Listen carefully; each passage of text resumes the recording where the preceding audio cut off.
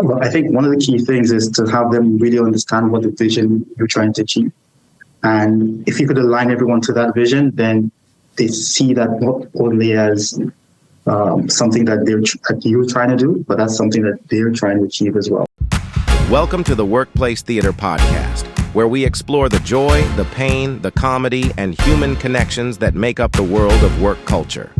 In this episode, our guest Jade Hutchinson explores generational leadership and the advantages of building teams with a human-centered approach.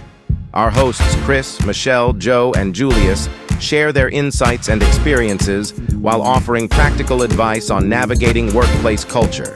So sit back, grab your popcorn, and let's dive into the fascinating world of workplace theater.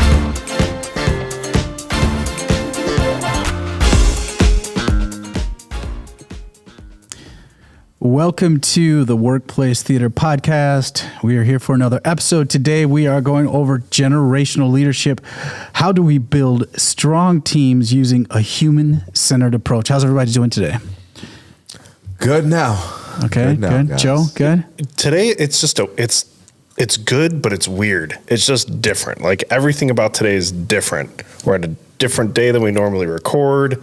Traffic was different. I'm wearing a different shirt. I feel like Caribbean style day today. So it's good, but it's just different. Okay, speaking of the Caribbean, we have a guest all the way in St. Lucia. We have Mr. Jade Hutchinson. Jade, how are you doing today? I'm good, man. It's the first time I probably drove on the road with no traffic. So it's been a good start. Okay, awesome.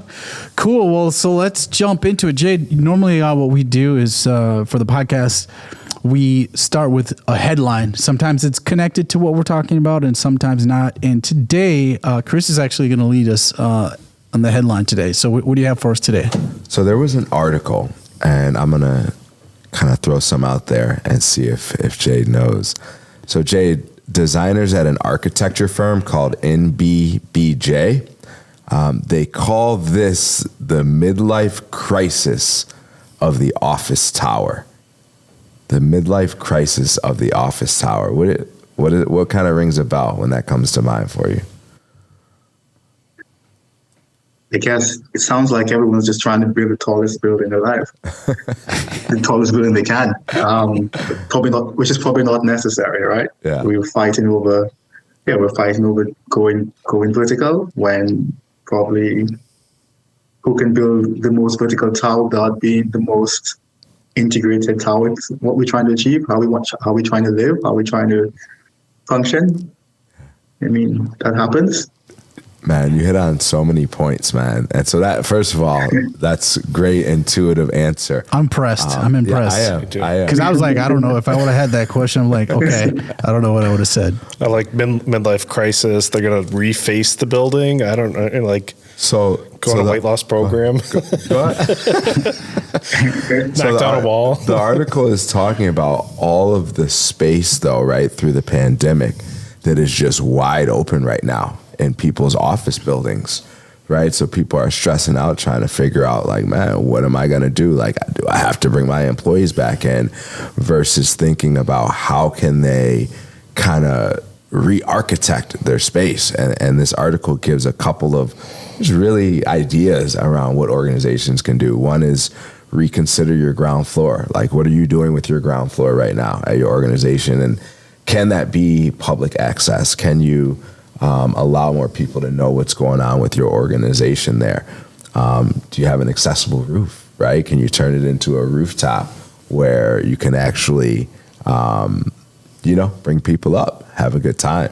So it's just great thing to think about as we're going back into the new norm, right? Or going into the new norm of, we don't necessarily have to think about everyone coming in these hours, right? What can we do to bring people in as a whole to the organizations? Yeah.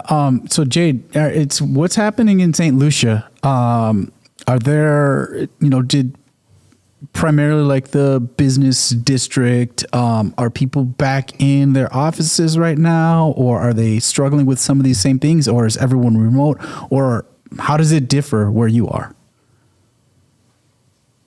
During COVID, there was definitely a don't come to office, right? Obviously, with the health situation. What you did find was government offices tended to be the ones which were really trying to get people to come back into work. I've got a few friends who got their own business, and I mean, for them, the less time you're at the office, maybe we need a smaller space, means we can save on overheads, right? So you're thinking, you're trying to manage costs there.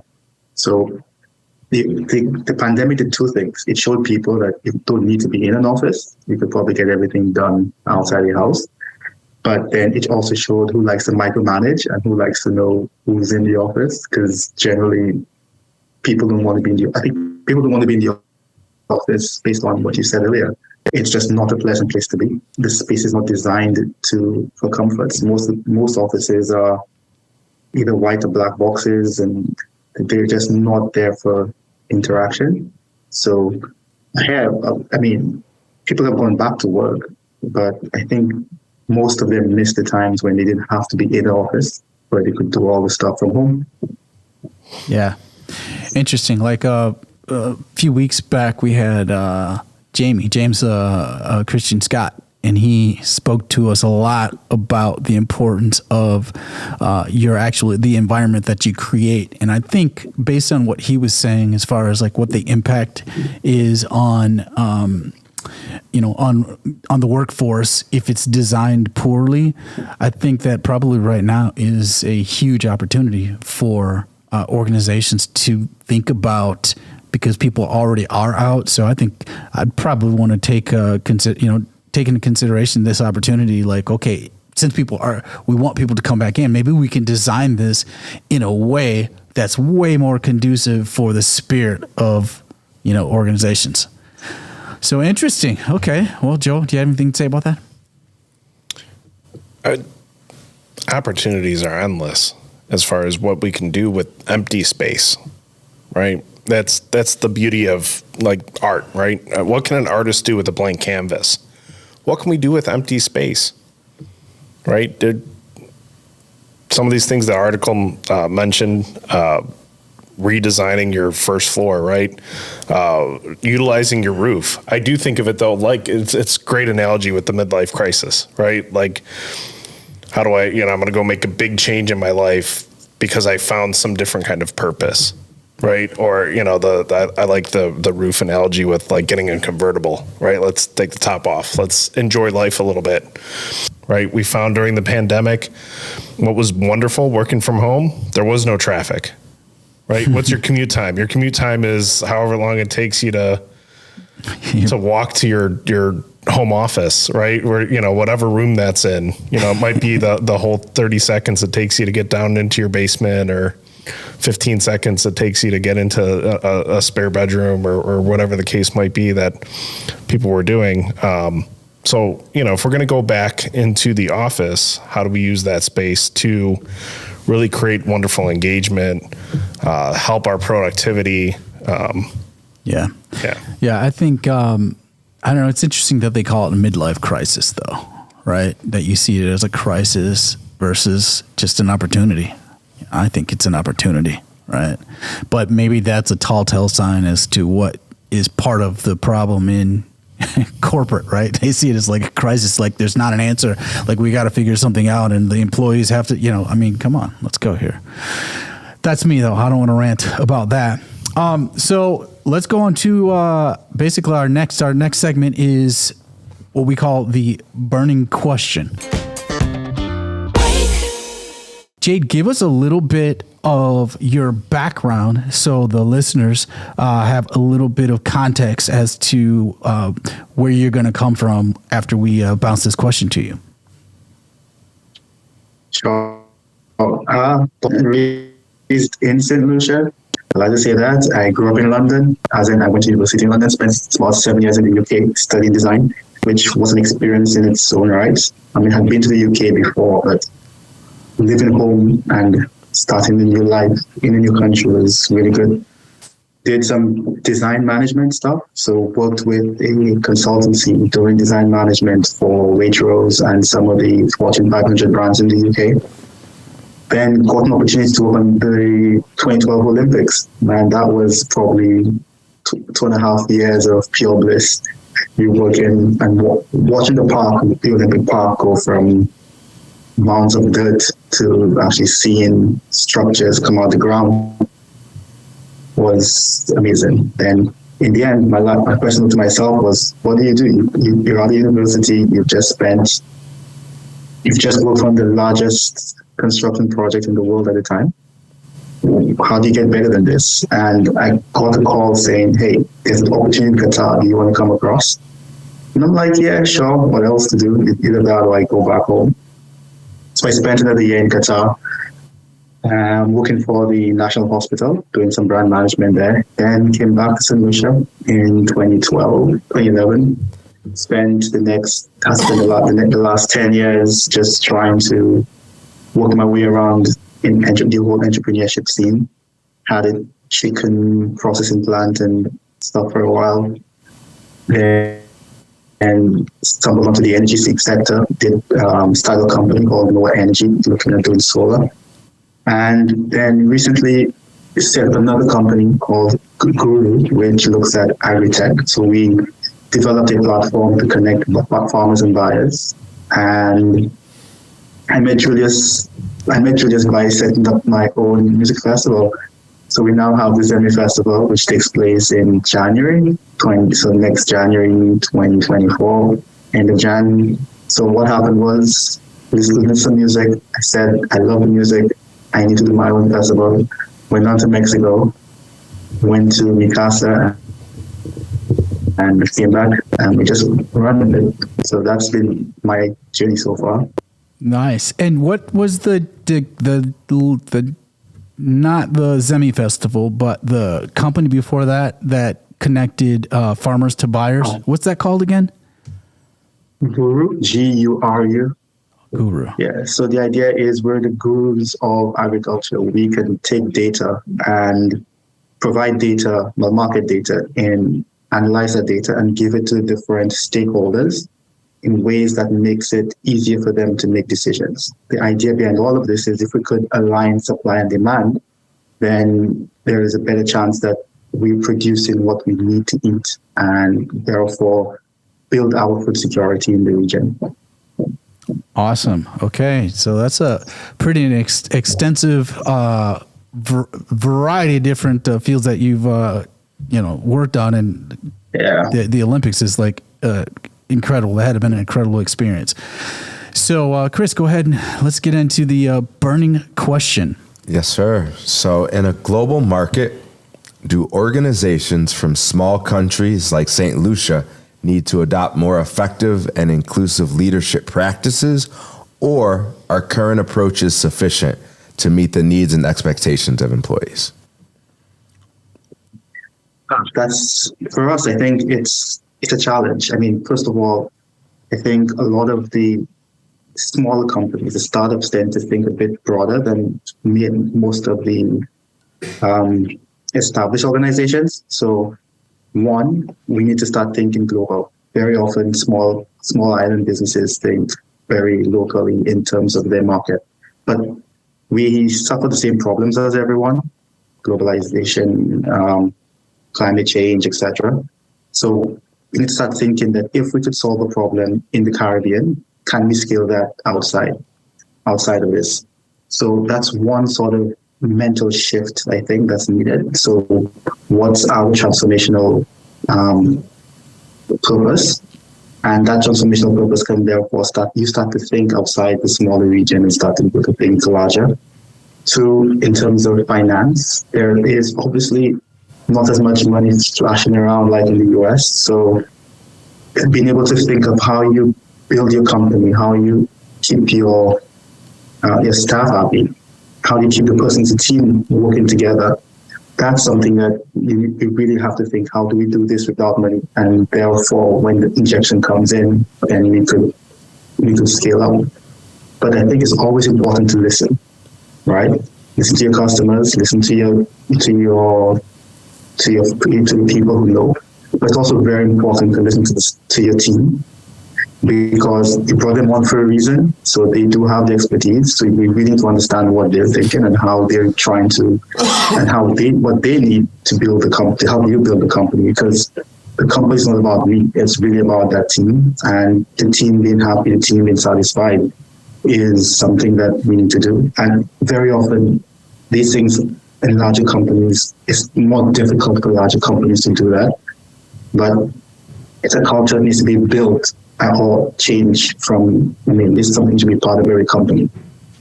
And I think it's also important in terms of making sure that the persons you're around, they have a vision. One, they have their vision for what they want to do, because obviously that then filters back into the company. But they also need to really understand the company vision, so they understand what they're a part of. And as someone who's the leader, I tend to think of myself as part of the team and try to ensure that everyone themselves is happy. Everyone is working within the same framework. It reminds me of this saying where Steve Jobs was very good at handling of herding bees. So you have these engineers who are very good at what they do, and they're better than you at what they do. But you're trying to bring all of them and move all of them in the same direction, right? So in the Caribbean, there's a lot of, I think there needs to be a mind shift on to look who our market is, what we need to do, and how we deal with the people. It happens in certain companies, but I think it needs to be a little bit more explicit and a little bit. We don't have the space that we don't, like I said earlier on, the environment that we work in. We have the best environment in the world. We could go by the beach, but how do we balance that sort of, at least for the persons, for the members of the team, how do you balance work and work-life balance? So that's something else I have to think about. Yeah. Joe? Yeah, so Jade, there's a couple things that you said that I want to touch on, and I'll give you both and then respond, because I know we have a little bit of a lag given just technology and things. So the first, you said in St. Lucia, you don't have the same resources as other places such as the US, right? And so what are those things that you're able to do that help people stay with a project, right? So in the US-centric thought is throw more money at the problem and you'll be able to solve the problem, right? And you're saying right now in St. Lucia, that you don't have that luxury. That's the first one. And then the second one, you mentioned work-life balance, right? Because I'm thinking about the beach, right? So one is, how do you engage people without having those resources, right? Whatever they are, whatever gets people excited, right? Because money is usually an avenue to buy whatever you want to buy. And on smaller islands, you don't have the same opportunities because just limited resources. And then the second is that, how do you engage people to want to work when you might rather be at the beach, or you might rather be, kind of sitting by the bonfire, or whatever all the wonderful things that you could be doing in paradise that is not necessarily quote unquote work that can be globalized. Well, I think one of the key things is to have them really understand what the vision you're trying to achieve. And if you could align everyone to that vision, then they see that not only as something that you're trying to do, but that's something that they're trying to achieve as well. So it's always, I've always felt that solving the world's biggest challenges is a great opportunity. So what we've been trying to do, if we try to solve food security within the region, it doesn't only affect me, it affects all of us. So you get everyone behind that goal. I remember times where team members were ready to quit, but I remember because my developer was like, you know what, I've been doing this forever. I think I need to move on. And he asked the rest of the team, and they were like, no, we've put enough effort into this. We really love what we're trying to achieve, and we want to carry on. So it had more to do with the impact of the project we're doing or the work we're doing, rather than just the money. So that to me that said a lot in terms of the vision for what the company is trying to do. It's something that people actually feel connected to. And in terms of the work-life balance, again, it comes back to the same thing. If you love doing what you're doing, if you enjoy doing it, but you're doing it for a deeper purpose, I think that helps as well. I mean, then you just try your best to ensure everyone's comfortable, everyone's happy, you treat them with respect, you listen to them, you train them when necessary. And obviously, when you get a chance, bring everyone together, have a meal. Football clubs do it, basketball clubs do it, offices could do it as well. Yeah, I like how you brought that in there. Let me ask you a question. Do you think, from your experience, you have this youthful energy that's happening right now? So do you think from a generational standpoint, do you find that leaders around your age share that same perspective, or is it a generational perspective that you're bringing to this, or do you find this, unique? I think a lot of the persons who I noticed within the spaces, especially within the green tech space and these sort of areas, tend to be younger, and they tend to have a more outward-looking vision. So they realize that they've got an opportunity here, not just to make the country better, but to make the world better, or to make the region better. So they're looking at this slightly differently, and they're trying to solve some of the bigger problems that we're facing in the Caribbean. And that translates down to how they work with other people. Yes, we do have companies who, probably because of who the leader was and what their experience is, they have brought in some sort of cohesion. But I think it's more prevalent in the younger companies that we are dealing with. The space is more relaxed.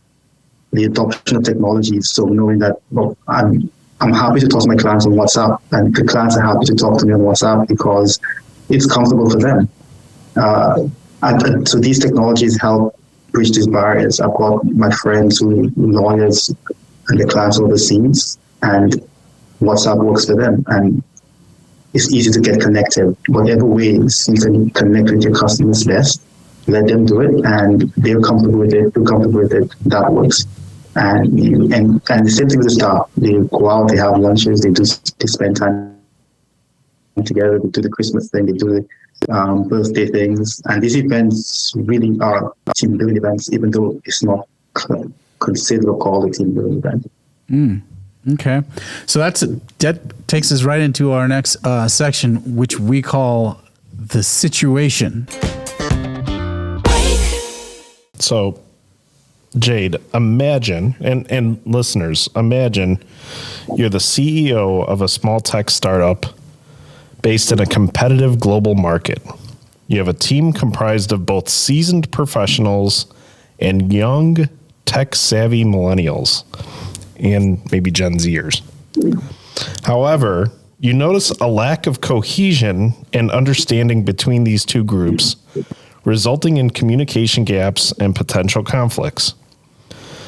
How do you navigate this generational divide, foster effective teamwork, and leverage the unique strengths of each generation to drive innovation and success in your organization?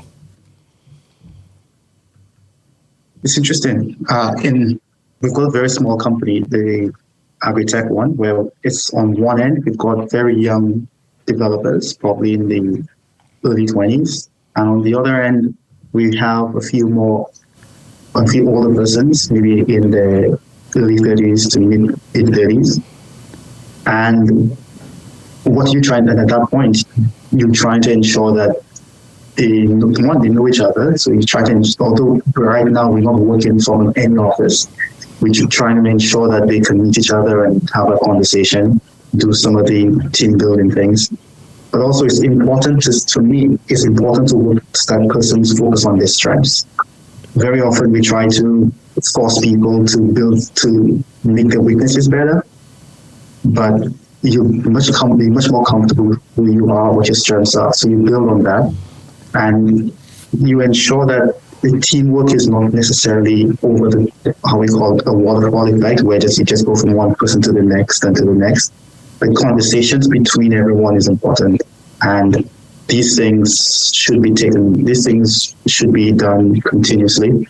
What we've tried to do currently is structure the meetings and structure these in these sorts of what should I call it, sessions where everyone can speak without feeling that they're wrong. There's nothing wrong. You say what you have to say. We deal with it, and you ensure that everyone feels comfortable enough to speak to one another. In terms of communication gaps, luckily the gap's not too bad on our side, but really and truly, I think a lot of it has to come down to understanding what motivates one person or another, and what they may be speaking the same thing but in different languages, if that makes any sense, just in different ways. So it really comes down to just listening and then translating that. At least my role is to help translate these sorts of points of view to one another when there's any sort of discourse.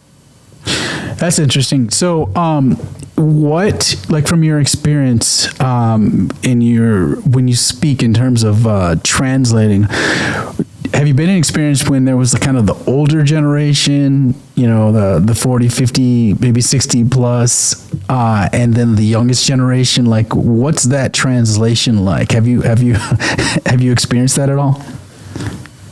I mean, probably less in my company now, but working as a project manager previously, you come across that all the time. A lot of it comes down to,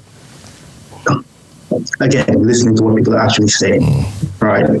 Because if you're not, you may be hearing but not listening, and very often I find that sometimes people can't articulate what they're actually saying, what they actually want to say. But if you listen, the underlying information is there, and then you can take that and let people know what they're actually trying to do. And it's happened quite a lot to the point where people come back and tell me, you know what, you're right. I think it's understanding the nuances of what people actually want to say, and that's something I believe as part of my design training that we had to do is listen and understand people. So that's part of what I try my best to do. So I treat everything like a design project, and probably that's why I'm always happy and smiling and trying my best to ensure everyone's feeling happy and smiling as well. That's awesome. Nice. Chris, any words? No, man, just listening, taking it all in. Okay, that was the theme right there. He's practicing right off the bat, listening. He's like, you've been listening. No, I'm just listening. Joe, any? Many things. One, Jade, just thank you for your level of listening. Right, it's amazing. I think we've been taught how to listen for either. I know I was taught when to listen was to wait for the break so that I could say what I wanted to say. Right. And then next level was listen to respond, right? Listen to respond. But, and Jade, I've been thinking about this as well. It was on our board. I don't know if we ever did a video or anything with it, but there's something huge that happens when you listen to understand, right? When you stop to listen to understand what's going on and you actively listen and you want to know and you want to take an interest, it's just amazing to see the difference and the change in how that communication is received and then how the other person feels. Yeah, I think what stands out for me is, so over the pandemic, we developed a framework or a methodology, human-centered engagement, which is why I was so happy to have this conversation with you, Jade. But I would add for listening, it's about listening from the heart, right? Listening from the heart. Because it's kind of what you were saying. It's like you're listening, really trying to understand what someone is really trying to get at, whether they can articulate it or not. And that goes a long way. And if you're listening from the heart, many times that's what's going to happen naturally because you really do care about what someone's trying to say. At that point, then you're way more likely to have a productive or constructive conversation about where you're trying to go. So that's what sticks out to me with everything that you were saying. Yeah, and I must admit,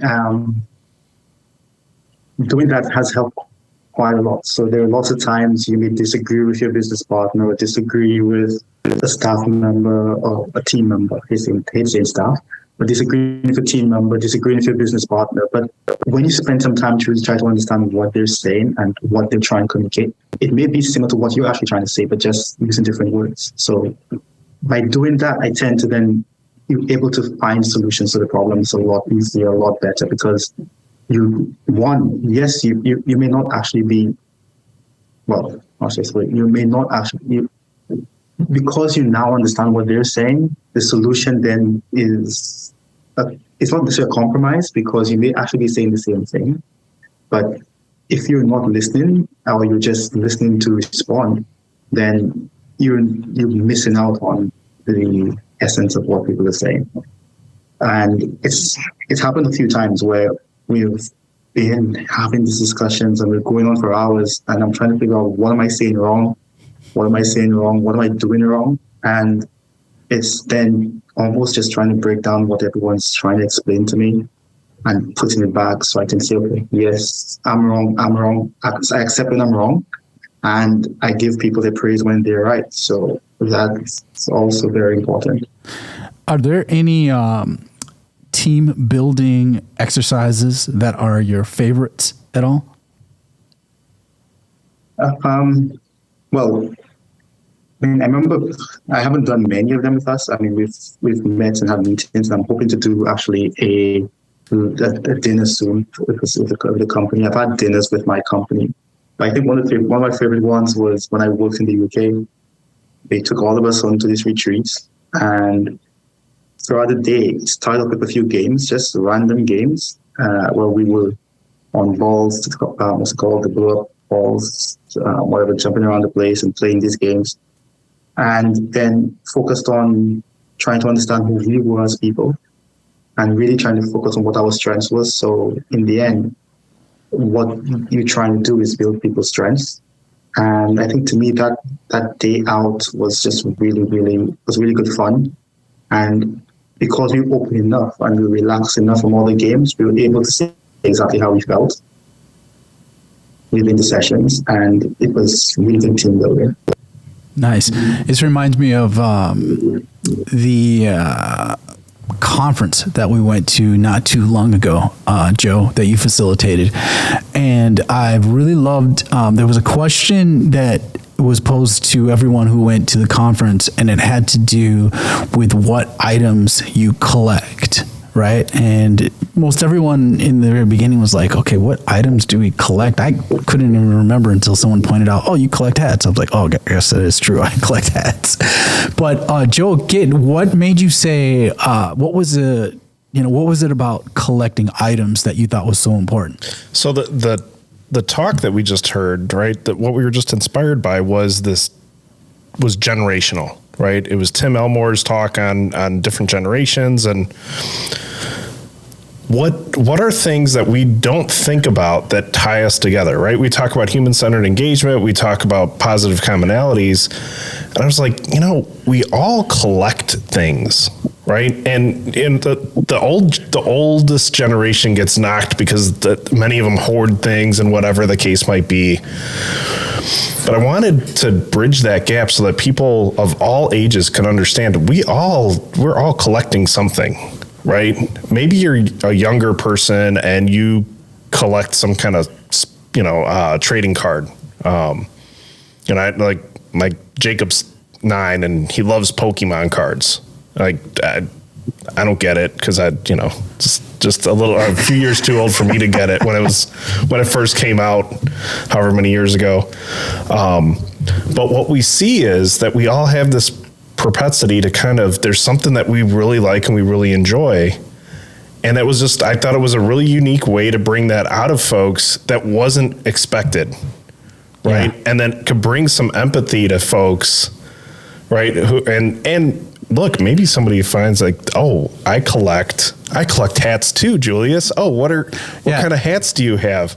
Sure. Oh, I have this, I have that. Oh, do you have a Mountie hat? I have a Mountie hat. Right? Like, yeah, it actually happened not with hats, but Two people at our table, actually, they were collecting the same thing. So let's run through that real quick. So, Chris, what do you collect?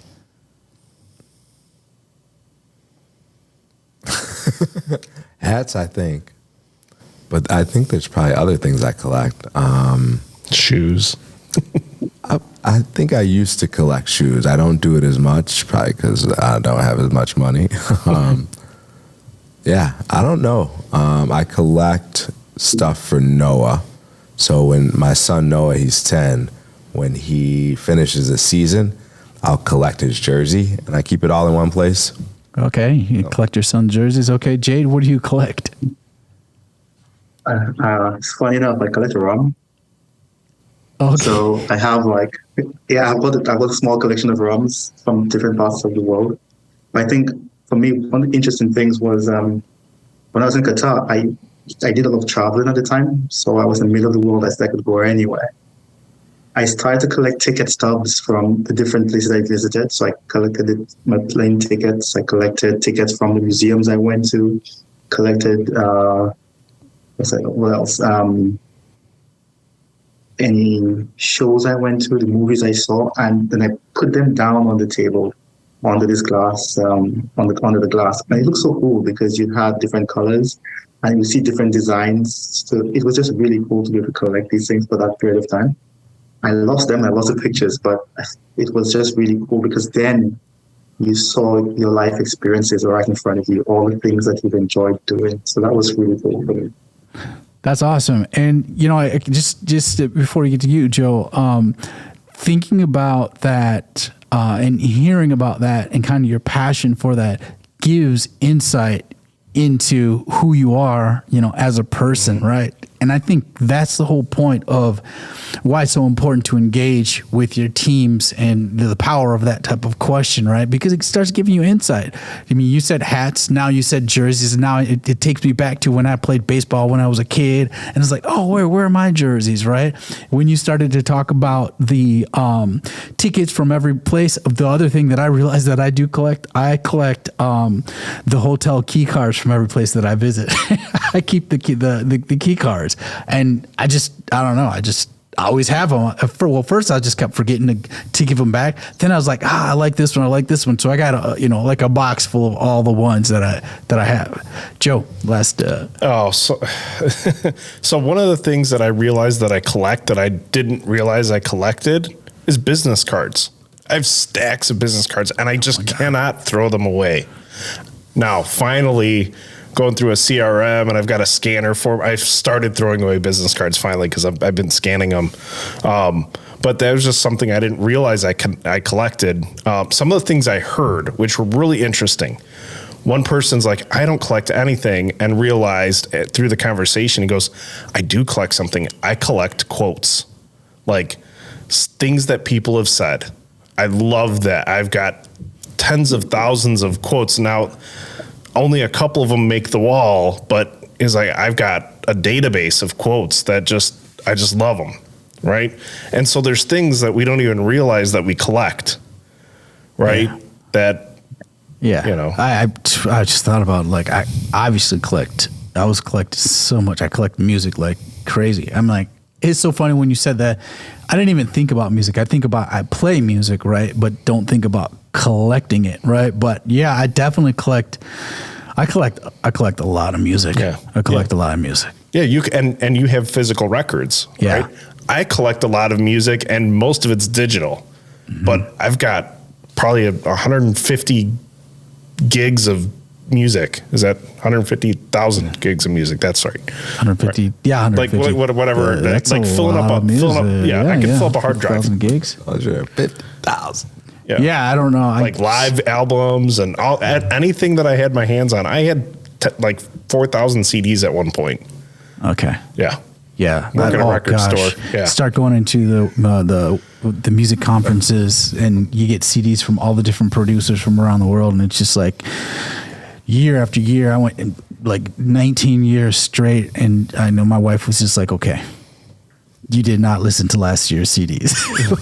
What happened, So yeah, collecting is, it's crazy, but I love it. I love it for, team building exercise. You can really get, get a lot of insight with your team members with that. And I think that it's important. I think that's an amazing exercise. As we're reading the situation card, right, I was thinking about some of the projects that I've been a part of the last couple of years. One project in particular, many years ago now, we were trying to develop some software for a very specific niche in the construction area, and it fell apart. And it fell apart because we had these generational folks that, like, all the people that knew what we needed for the software platform were folks that were in their 50s and 60s. They've been in the business for a long time, and it was great because they told us everything that we needed. Now, the people programming were in their 20s and 30s. Why it failed was we couldn't get on the same page, because we would have business requirements that people in their 50s and 60s would put together, solid business requirements, but then they would go to the programming team, and in a silo, they would just do what they thought were the business requirements, right? And kind of a very progressive new way AI, right? Not AI, interface, UI, right?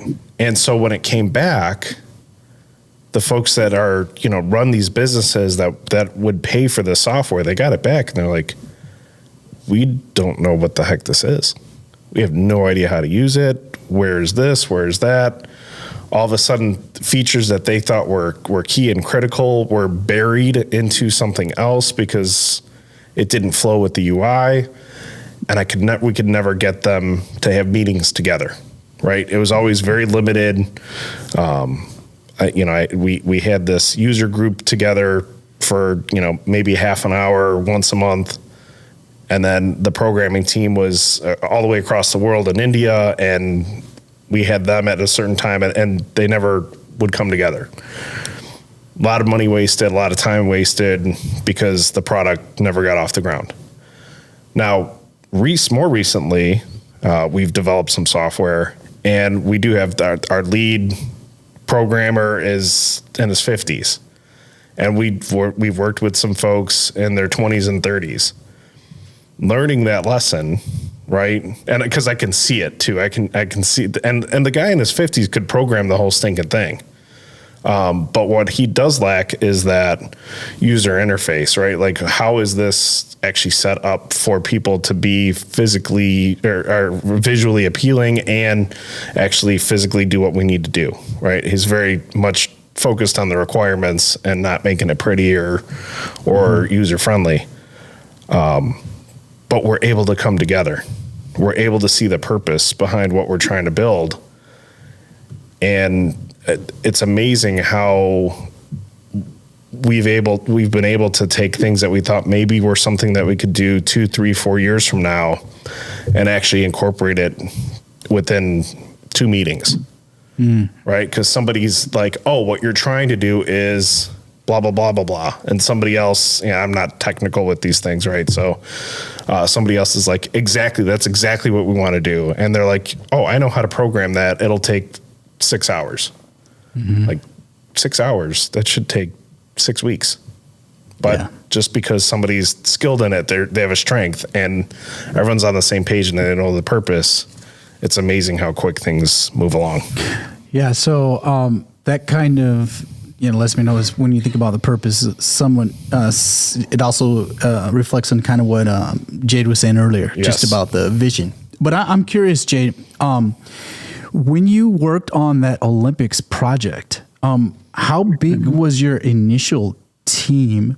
And did you, I can't imagine for a project that big to just go all perfect. You know what I'm saying? There had to be like, so what was your experience like with that? From the perspective, kind of what we're talking about as far as different generations, different education levels, different everything. How was your experience with that? For me, it was great. I learned a lot. I can't I can't just say it was just great. There's a lot to learn. In my team, there were about 2 of us at the time who were just out of university, and everyone else was like seasoned engineers and seasoned architects and designers, right? So you're walking in there and you're like, what do I have to offer apart from probably just running around and getting everyone coffee, right? But it was cool because first of all, they were my immediate supervisor was very in tune with what I did and what I was trying to do. So I remember the very first time he sent us out, one of us went, there were 2 different meetings.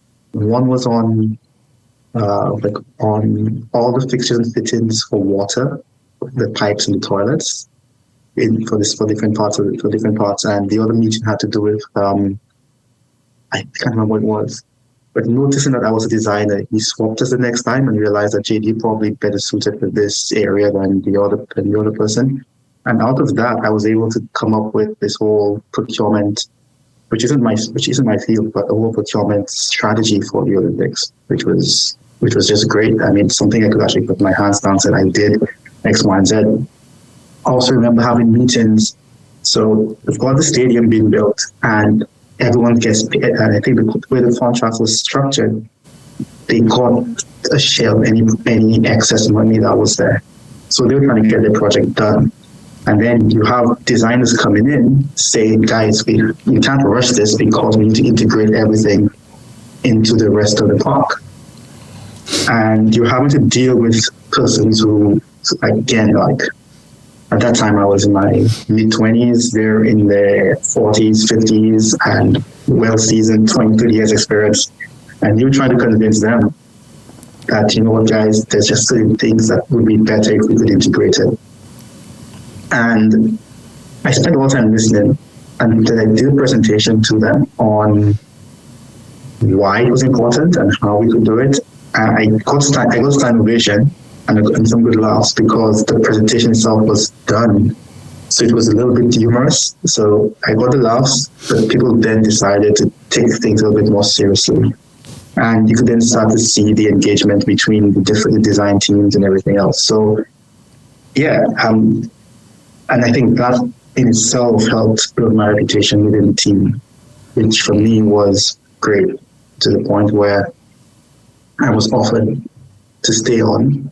I was offered to apply for a job within another department, which I would have loved to get, but unfortunately I didn't. But then I was also offered an external role on my company. I still decided to leave the country and go to Qatar. So, yeah. So when in that presentation, when you were the youngest and presenting to the to the kind of senior leadership of the project, did you mean to make a kind of more comical presentation, or did it just happen to be that way? I think it was partly. It was part of the. I guess being a designer, I think you learn when to do certain things. So it was my intention to make it slightly funny. So it was serious topics, but it was very, I think, I tend to use a lot of pictures in my work, so less words and a lot of pictures. So the words communicate everything.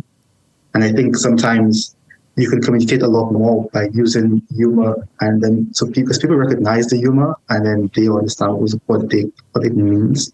So there's opportunities to use humor in ways that also breaks the ice. Because one thing I noticed was the team was very, very, they were very resistant to that change. So I guess using the humor kind of broke down that barrier between what we're trying to communicate and them being, you know what, I just want to do my thing my way. So the humor kind of helped break that down, that sort of resistance down, which from then on, I got more positive responses from them, from that team. So it worked. Amazing. Yeah. So from a human-centered engagement perspective, so today we've heard a lot about listening from the heart, or listening with care.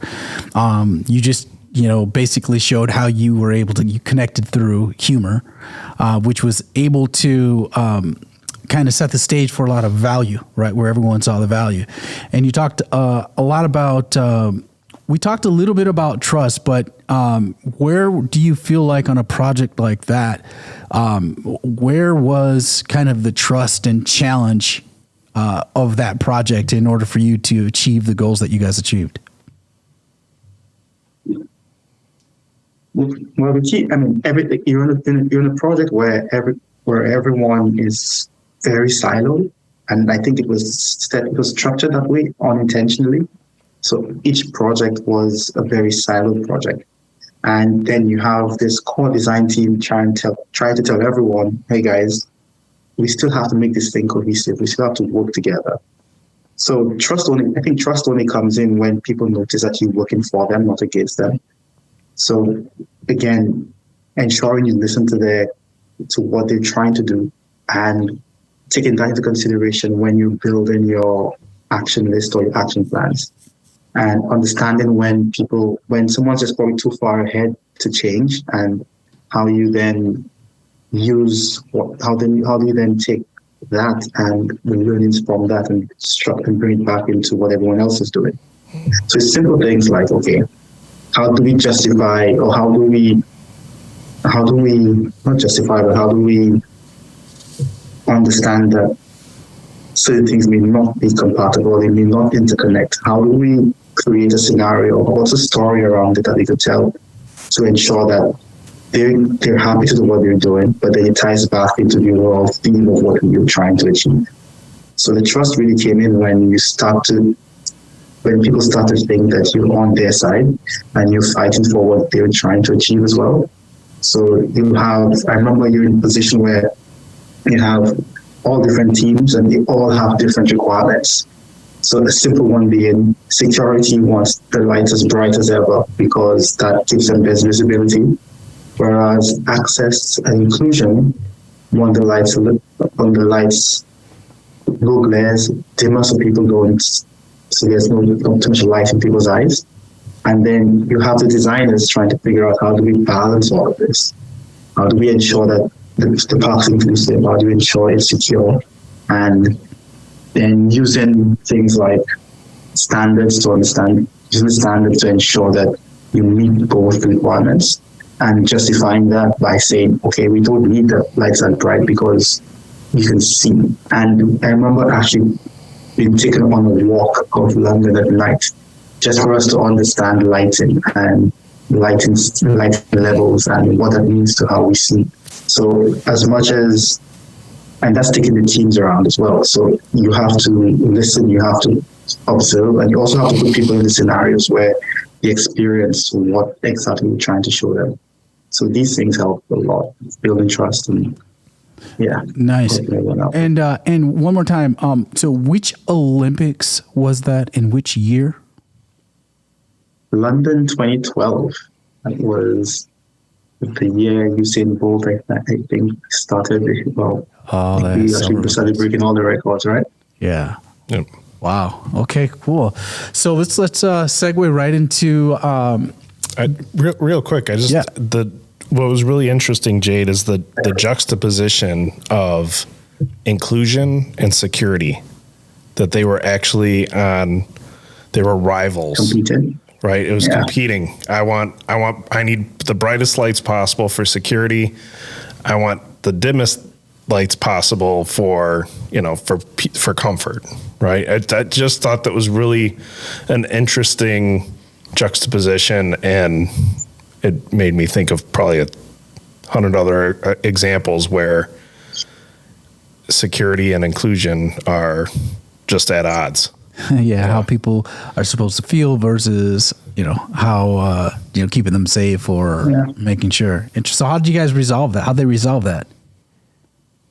Well, generally the lighting standards, which worked. So I remember walking around London and they had us sit down under this tree, right? And the guys who designed the walkway, they put what's called almost like Christmas lights in the tree.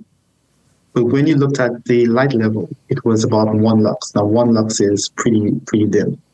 But what he showed us was that from there you could see everything around you, right? Because the lighting levels on the outside of that small, intimate space was lit for you to see. So it's really about lighting spaces based on their function and lighting spaces in a way that you don't need to overlight things for it to be comfortable, for it to be secure. You just need to ensure that at least half of the security efforts need to mean that people feel safe.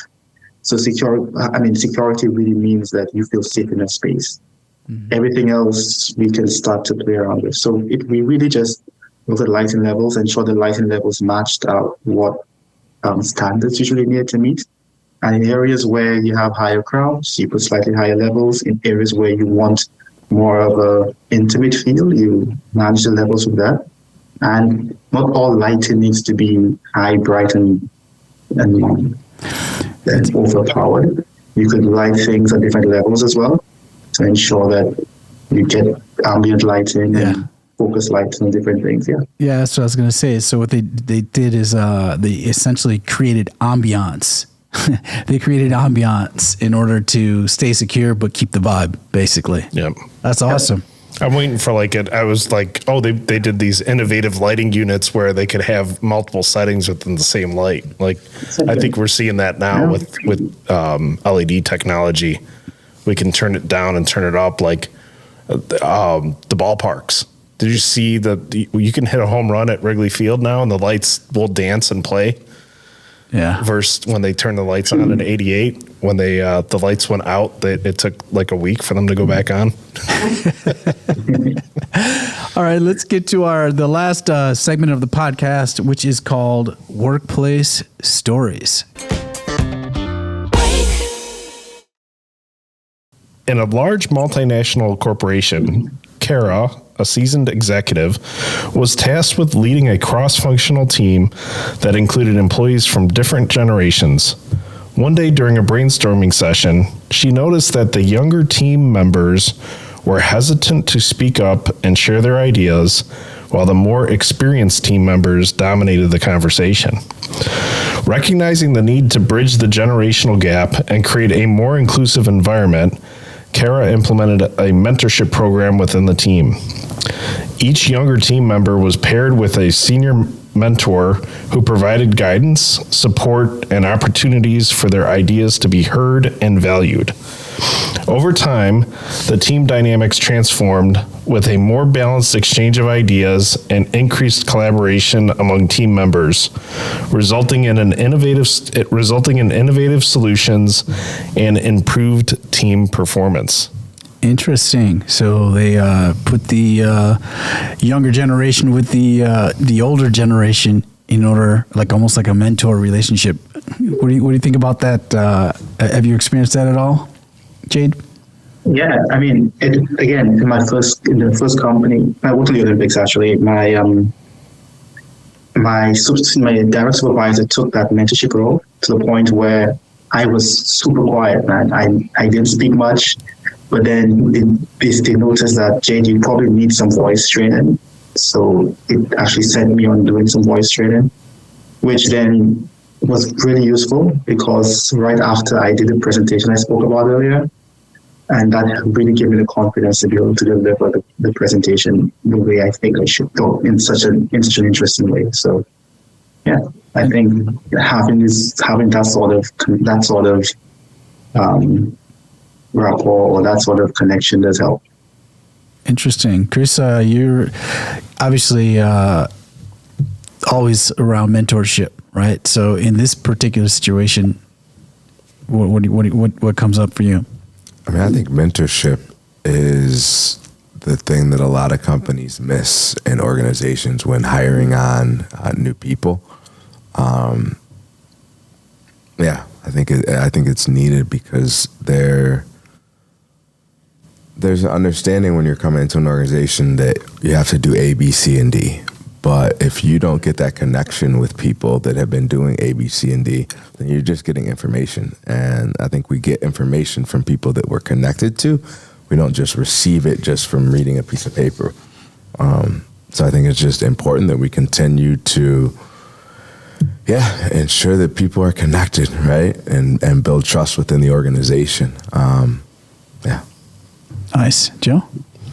Yeah, so I was in an environment that was similar but different, right? It was anybody that was new in the organization spoke up, and the people that had been around for a while were very quiet, right? And we did not have a mentorship program.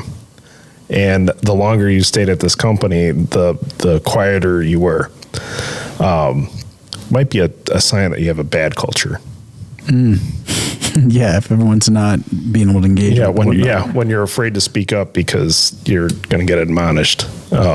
Yeah, and Jade, you kind of talked about that earlier, which is making sure to effectively create a space where folks don't feel like they're wrong for the way that they feel, where they can, with like a kind of a no judgment space. So how does that for you, that always sounds amazing in theory, right? But for the person who's really, boisterous and, and just harsh, how does that work? How did you see that play out? I mean, I guess for me, like I said, for me, I tend to listen a lot as well. So that's one side. For the others, really, I think a lot of times it comes down to the individual and you actually understanding that it's there to help you, not necessarily to attack you. So you have to be open to it as well. So very often I find that a lot of people may want to establish their dominance of their ideas, and at some point you just have to try to get them to realize that sometimes just listen, just sit back for a bit, and we're not trying to denigrate you. We're not trying to make it something that's wrong with you. But if you can just listen for a bit, and it'll be better for you. So sometimes some things I've tried to do is ask questions. So without being judgmental, you just ask questions pertaining to what they're saying, and then you try to help with these questions. You break down their points, and then hopefully with time they start to see where they're going wrong or what's not working with their point of view, and then they move over to something which is new. So it's really, so I find a lot of times it works when as the person doing the support, you just break it down. You just ask the questions and you listen. So the questions you're asking are not necessarily trying to undermine what they're saying, but it's just comes across like you're just trying to focus on their point of view and trying to understand it. And that's why a lot of times they tell you ask why, and you always don't give criticism. You ask the question. You ask questions that why not do this? Is this a better answer? Could this be a possible opportunity to use? And it works a lot of times. Yeah. Yeah. Go, Joe. Mentoring other individuals, that's something that would come up. Why do we do something a certain way, or why don't we do something? And just in explaining it, there might be something, well, there was a certain requirement that required us to do something a certain way. I spent many years in healthcare, right? And there were certain restrictions, or there were certain laws, or there were certain even timelines to certain things that would create a decision point that you might not have had to have that decision forever, but in that period of time, that point in time, that was the decision going forward. And oftentimes people would take that as the decision forever, right? We've been doing something the last 10 years a certain way because it needs to be billed this way for a certain reason, not realizing that, 8 years prior, it changed and nobody bothered to test, right? Is this still the case? Is this still what's going on? Why are we doing this way? It's not working, right? Oftentimes a hospital or a doctor's office will have a claim denied because they're doing something in a way that was the right protocol 3, 4, 5 years before, or even 6 months before, but something has changed and now it's not the protocol anymore, but you're not necessarily thinking about why something doesn't work until you're trying to teach somebody else, right? And then they ask the quote unquote stupid question of, well, if that's the way we're doing it, but it's broken, why are we doing it that way? Or how can we fix it, right? Instead of being this is on my task list, and I just want to get through it. I think too, there's, we were saying it earlier, but there's building the connection with someone, right? And you can all day tell someone to do work and say, hey, we have these timelines. But as we all know in projects, things change, right, throughout a project. And when you can do a brainstorming activity before every, workshop or before things, you get a chance to know someone and understand how they think. And I think that is mentorship, right? Is really connecting with someone, not to say, hey, go do this thing. It's like, hey, let's connect to see how we're both trying to get, to a common goal and a common vision. And let's do that through building relationship. And if the relationship is there, then the task is going to get done if you have a person that's really living with integrity. So I think that's the essence of real mentorship. Mm-hmm. Awesome. Joe, last words. Generational leadership. How do we build strong teams using a human-centered approach? Listen some more. But with the guise of seeking to understand. Listen to understand, but just stop and listen. Chris? Listen and connect. And in the words of Stephen R. Covey, seek to understand, not to be understood. Yep. Okay. Nice. Jade, last words. And, what's the most fascinating part about this, when it comes to a human-centered approach? I mean, without repeating what everyone else says about listening, I'll give you two scenarios which will let you know when you've done it right. One, I remember being there was a lecture in my first year at university by an ex-student who had started his own company during the .com era. It was early 2000s. And he was saying that the company grew remarkably over 2 years. I mean, at that time, everyone was investing, right? And he said that one day he came back with a project from a big company, multi-million dollar opportunity for the company. And his team says, we don't want to do this. We don't like this company. We don't like what they stand for. We don't want to work for them.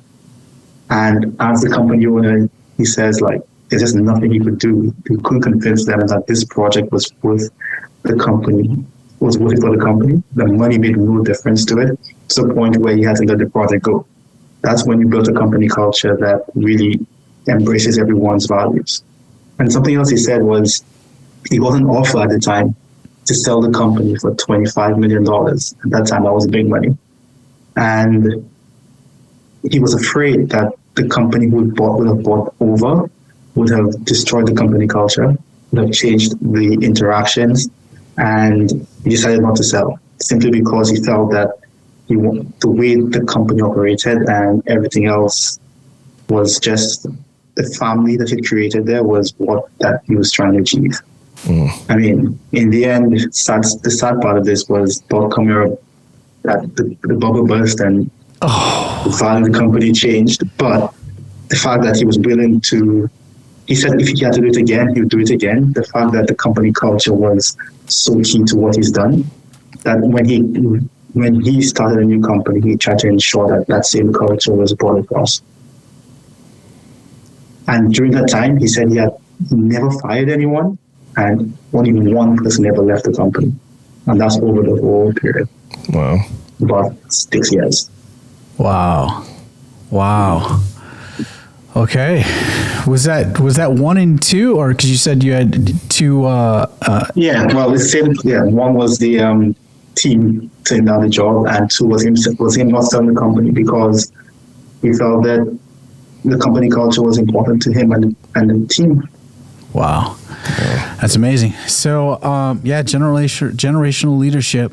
I think I would pair it to everybody. Listen with your heart. I think Jade, you made great points today, especially the importance of a visionary. One of my mentors always told me, when you go to join any type of organization, group, or team or whatnot, look for the visionary.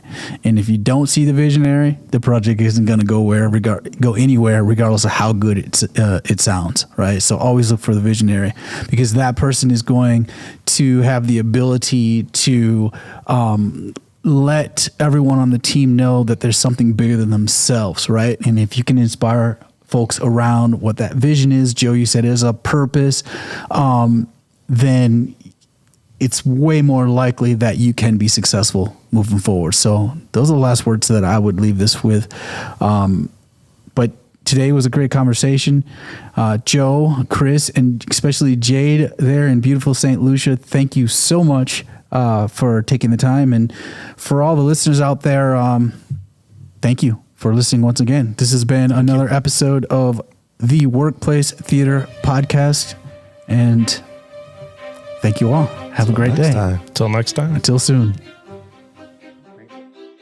If today's discussion resonated with you, don't miss out.